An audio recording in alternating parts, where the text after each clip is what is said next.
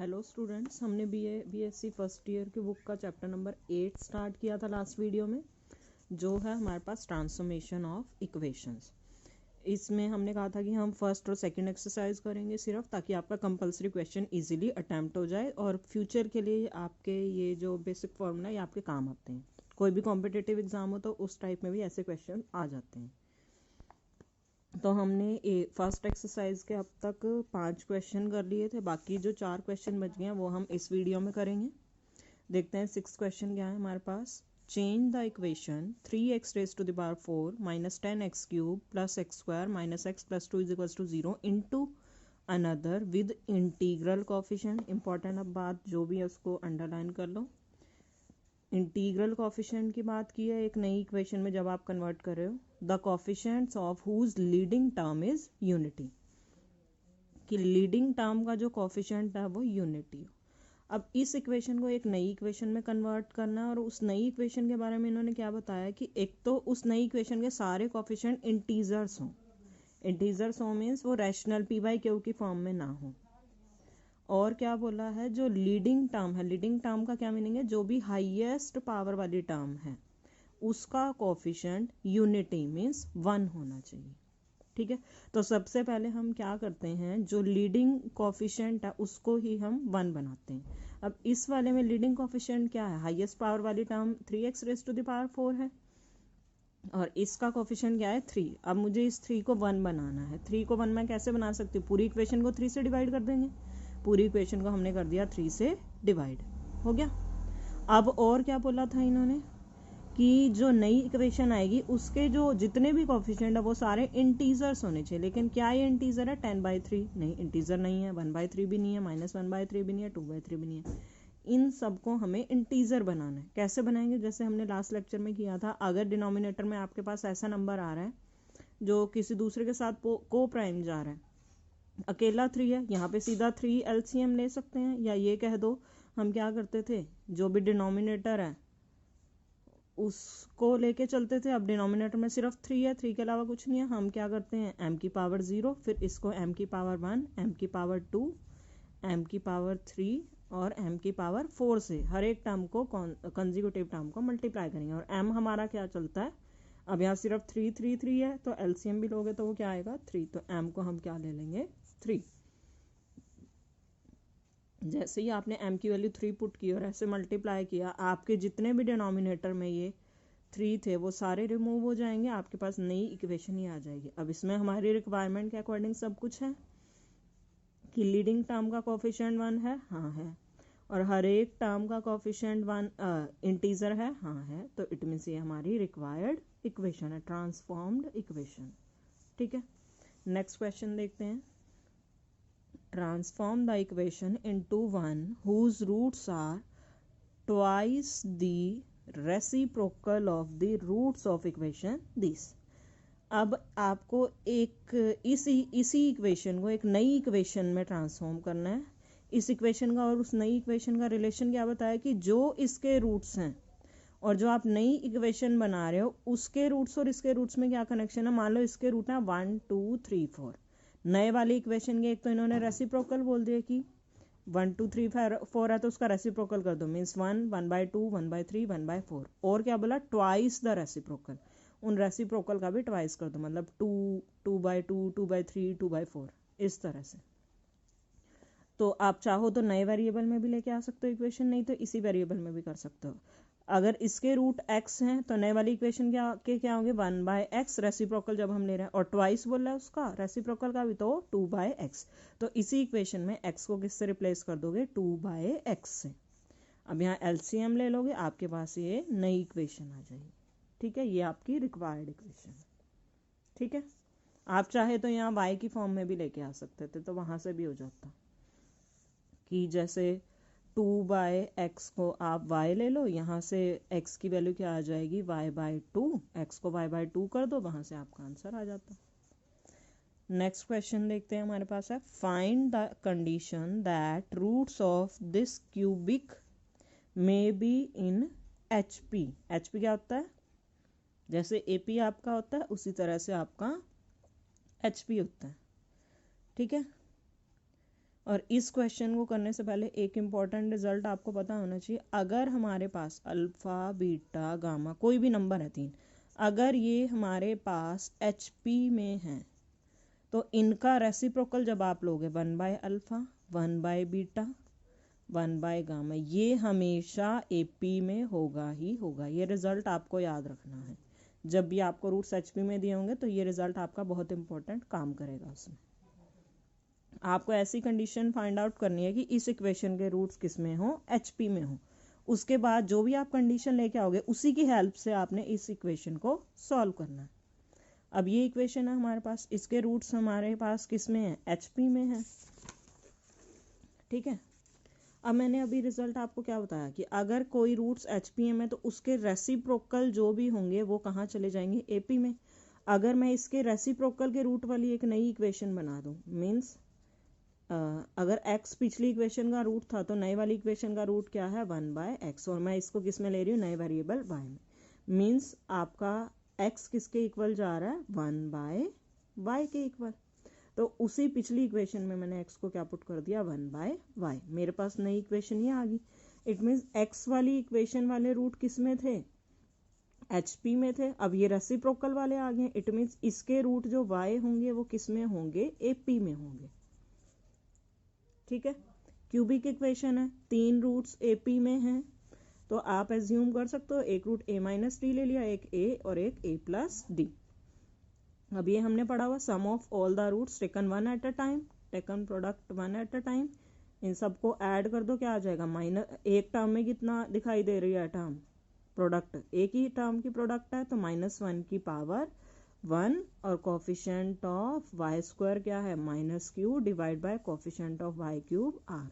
तो ये क्या आ जाएगा, q/r। ऐड इनको किया तो ये a की वैल्यू क्या आ जाएगी, q/r। a क्या है, एक रूट है इस इक्वेशन का। इट मीन्स एक रूट है तो इट मीन्स y की एक वैल्यू है q/3r।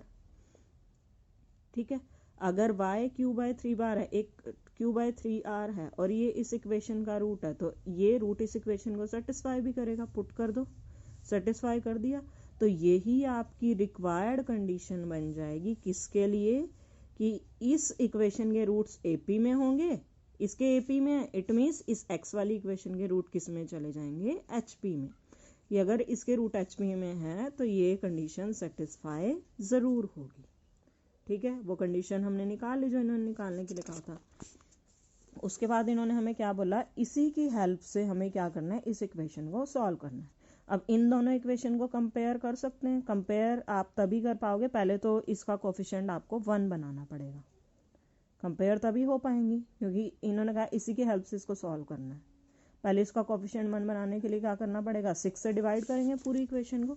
हमने क्या किया, 6 से पूरी इक्वेशन को डिवाइड कर दिया। अब ये इक्वेशन फर्स्ट वाली इक्वेशन से कंपेयर हो सकती है।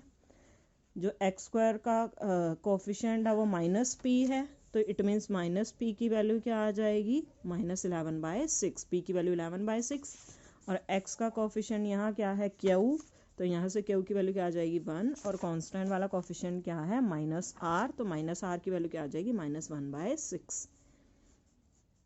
अब हम चेक करके देखते हैं क्या ये PQR भी इसी कंडीशन को सेटिस्फाई कर रहे हैं।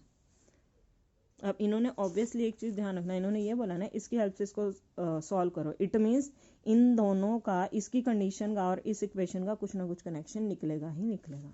ठीक है, तो हमने जो ये कंडीशन निकाली थी किसके लिए, कि फर्स्ट वाली जो x वाली इक्वेशन है उसके रूट्स HP में होंगे। हम ये देखते हैं कि क्या ये PQR भी इसी इक्वेशन को सेटिस्फाई कर रहे हैं, कंडीशन को। हाँ, ये सेटिस्फाई कर रहे हैं। इट मीन्स अगर उस वाली इक्वेशन के रूट्स HP में हैं तो इट मीन्स इस वाली इक्वेशन के रूट्स भी किस में जाएंगे, HP में, क्योंकि इस इक्वेशन ने भी वही HP में रूट्स होने की कंडीशन को सेटिस्फाई किया। अब इसके रूट्स HP में होने का क्या मीनिंग, अब वहाँ पे y मेरा किसके इक्वल आया था, q/3r के इक्वल। अगर y q/3r के इक्वल था तो x और y में क्या रिलेशन था, x मेरा 1/y के इक्वल था, तो x मेरा किसके इक्वल आ सकता है, 3r/q के इक्वल। ठीक है, तो एक रूट मैं यहाँ से निकाल सकती हूँ, x 3r/q के इक्वल है। y वाली इक्वेशन का एक रूट ये था, तो x वाली इक्वेशन का एक रूट क्या रहेगा, ये। इट मीन्स इस इक्वेशन का भी एक रूट ये बनेगा, PQR की वैल्यू मेरे पास है ही है, तो एक रूट इस इक्वेशन का क्या आ जाएगा 1/2। अब क्यूबिक इक्वेशन है, एक रूट मैंने निकाल लिया। सिंथेटिक डिवीजन से मैं इस इक्वेशन को डिप्रेस इक्वेशन में कन्वर्ट कर सकती हूँ। ये कितने डिग्री की इक्वेशन आ गया 2 डिग्री की इक्वेशन। एक रूट यहाँ से आ गया। अब क्वाड्रेटिक इक्वेशन को हमें सॉल्व करना आता है, 2 रूट्स यहाँ से आ जाएंगे। जब भी आप आंसर लिखोगे आपके पास जितने डिग्री की इक्वेशन है आप आंसर में उतने रूट्स जरूर लिखोगे। ऐसा नहीं है कि एक रूट वहाँ से आ गया तो एंड में लिख दो कि इसके रूट हैं 1/3, 1। 3 डिग्री की आपको इक्वेशन दी थी, 3 डिग्री की इक्वेशन को सॉल्व करने के लिए बोला था, तो एंड में आप उस इक्वेशन के 3 रूट्स जरूर लिख के दोगे। ठीक है, अब लास्ट क्वेश्चन देख लेते हैं, बहुत इंपॉर्टेंट है। इस वाले क्वेश्चन को एक बार रिपीट करके देख लेना तो बिल्कुल क्लियर हो जाएगा। अब देखते हैं ये 9th question. Solve the equation this biquadratic equation है, मीन्स 4 डिग्री की इक्वेशन है, given that roots are in HP। कि इस इक्वेशन के रूट HP में दिए हुए। पिछले क्वेश्चन से कनेक्ट कर सकते हो। अगर इसके रूट्स HP में हैं तो इसके रेसिप्रोकल वाले रूट्स कहाँ जाएंगे, AP में जाएंगे। तो हम एक ऐसी इक्वेशन बना देते हैं जो जिसके रूट्स इस वाले रूट्स के रेसिप्रोकल में हो। तो इट मीन्स मैं एक नई, अगर ये इसके रूट्स x हैं तो रेसिप्रोकल वाली इक्वेशन क्या होंगे 1/x, और उसको मैं नए वेरिएबल y में लेके जा रही हूँ। तो इस यहाँ से x की वैल्यू क्या आ जाएगी 1/y। x को 1/y पुट कर लो, सिंप्लीफाई करके आपके पास ये बन जाएगी। अब ये वाले रूट्स किस में है AP में है। अब आपको अगर याद हो, आपके पास 2 मेथड हैं, चाहे तो आप उस तरीके से कर लो a - 3d, a - d, a+d और a+3d। चाहे ऐसे रूट्स मान के कर लो, चाहे अल्फा बीटा गामा डेल्टा मान के कर लो। ठीक है, 4 रूट्स AP में, हम दोनों में से किसी भी तरीके से कर सकते हैं। और हमें बता फर्स्ट और लास्ट का सम सेकंड और थर्ड के सम के इक्वल होता है। तो यहाँ पे इन्होंने alpha beta gamma delta roots मान लिए, तो अल्फा और डेल्टा का सम किसके इक्वल होगा, बीटा और गामा के इक्वल। और sum of all the roots taken one at a time ले सकते हैं, क्या आएगा -1⁻1 8/1, 8 आ जाएगा। और इन दोनों का सम और इन दोनों का सम आपस में इक्वल है, तो इसको इक्वल पार्ट्स में कैसे डिवाइड कर सकते हो 4 और 4 में। तो बीटा प्लस गामा भी आपके पास 4 हो जाएगा और अल्फा प्लस डेल्टा भी 4 हो जाएगा। अब सिमिलर हमारे पिछले चैप्टर वाला पैटर्न बन गया यहाँ पे कि 2 रूट्स का सम प्रेजेंट है तो प्रोडक्ट k एज्यूम कर लेंगे। यहाँ पे भी 2 रूट्स का सम प्रेजेंट है तो प्रोडक्ट k' एज्यूम कर ली हमने। ठीक है, अब 2 रूट्स का सम और प्रोडक्ट दोनों प्रेजेंट है तो 2 डिग्री की एक इक्वेशन कंस्ट्रक्ट कर सकते हैं। अब ये ध्यान रखना y में ये है ना, तो y में ही आप कंस्ट्रक्ट करोगे। और एक चीज और ध्यान रखना, आप चाहे कितने भी वेरिएबल क्यों ना चेंज कर करके इक्वेशन को ट्रांसफॉर्म कर लो, आपको सॉल्व करने के लिए जिस इक्वेशन को बोला जाता है ना, एंड में आपको उसी वेरिएबल वाली इक्वेशन के रूट बनाने हैं। ये नहीं कि आप अब y को सॉल्व करते जाओ और y वाली इक्वेशन के रूट निकाल लो, वो आपका आंसर बन जाएगा। नहीं, y वाली इक्वेशन के रूट्स को पहले उस x से कनेक्शन निकाल के इस इक्वेशन वाली फॉर्म में x की वैल्यू ही आपने आंसर में देनी है। ठीक है, चलो हम कहाँ थे, सम ऑफ रूट्स और प्रोडक्ट ऑफ रूट प्रेजेंट है। इक्वेशन कंस्ट्रक्ट कर सकते हैं 2 डिग्री की, y² minus sum of roots into y plus product of root is equals to 0। Similarly यहाँ पे अब इसके 2 रूट हैं अल्फा डेल्टा, इसके 2 रूट हैं बीटा गामा। इन दोनों की प्रोडक्ट करोगे तो हमारे पास रूट कौन कौन से आ जाएंगे, अल्फा बीटा गामा डेल्टा, और इसी इक्वेशन के रूट भी क्या है अल्फा बीटा गामा डेल्टा। इन दोनों की प्रोडक्ट किसके इक्वल हो जाएगी, इसी के इक्वल हो जाएगी। तो प्रोडक्ट को इसके इक्वल रखो और 1/1 लाइक पावर्स वाले कोफिशिएंट कंपेयर करो। आपके पास क्या आ जाएगा, k और k' की वैल्यू यहाँ से आ जाएगी। ठीक है, मेन काम ये है कि k और k' का सम यहाँ प्रेजेंट है, प्रोडक्ट प्रेजेंट ऑफ। तो फिर से एक इक्वेशन कंस्ट्रक्ट कर सकते हो जिसके रूट्स हैं k और k', जिसमें सम प्रेजेंट है, प्रोडक्ट प्रेजेंट है। t की फॉर्म में हमने ना ये इक्वेशन ले ली। एक को नाम दे दो k और एक को नाम दे दो k' और k' दोनों की वैल्यू आ गई। यहाँ पे पुट करो आप उन वैल्यू को, आपके पास 2 रूट्स यहाँ से आएंगे, 2 रूट्स यहाँ से आएंगे। क्वाड्रेटिक इक्वेशन को सॉल्व करना आता ही है। अब बस ये नहीं है कि ज़्यादातर बच्चे जो मिस्टेक करते हैं ऐसे वाले क्वेश्चंस में, वो यही करते हैं कि एंड में वो आंसर क्या लिख देते हैं, 2 रूट्स हमारे उधर से आगे, 2 यहाँ से आगे, फाइनल आंसर वो ये लिख देते हैं। लेकिन नहीं, यहाँ पे अगर आप ये लिखोगे तो आपका आंसर गलत है, क्योंकि इक्वेशन हमें किस वेरिएबल में दी थी, x वेरिएबल में दी थी। तो इट मीन्स आपको आंसर भी उस x वेरिएबल वाली इक्वेशन का देना है। ये तो y की वैल्यू आई है, अब x की वैल्यू कहाँ से आएगी, y और x में हमने रिलेशन लिया था ना, y हमारा किसके इक्वल था 1/x के इक्वल। इट मीन्स x किसके इक्वल है 1/y के इक्वल। तो y की वैल्यू अगर मेरे पास प्रेजेंट है, x की वैल्यू निकाल सकते हैं, इनका रेसिप्रोकल ले लो, आपके पास फाइनल रूट्स क्या आएंगे, ये 4 आएंगे। ये 4 आपके आंसर माने जाएंगे, ये नहीं माने जाएंगे। ठीक है, तो ये तो थी आपकी 8.1। इस टाइप के क्वेश्चन आपके कॉम्पिटिटिव एग्जाम्स में भी आते रहते हैं, तो इनको बहुत अच्छे से देख लेना। ये सारे थोड़े अलग टाइप के क्वेश्चन थे आज जो हमने वीडियो में किए हैं, उनको बहुत अच्छे से देख लेना। उम्मीद करती हूँ सबको समझ में आ गया होगा। अगर फिर भी किसी का कोई डाउट है तो आप मुझसे पूछ सकते हो। Thank you students.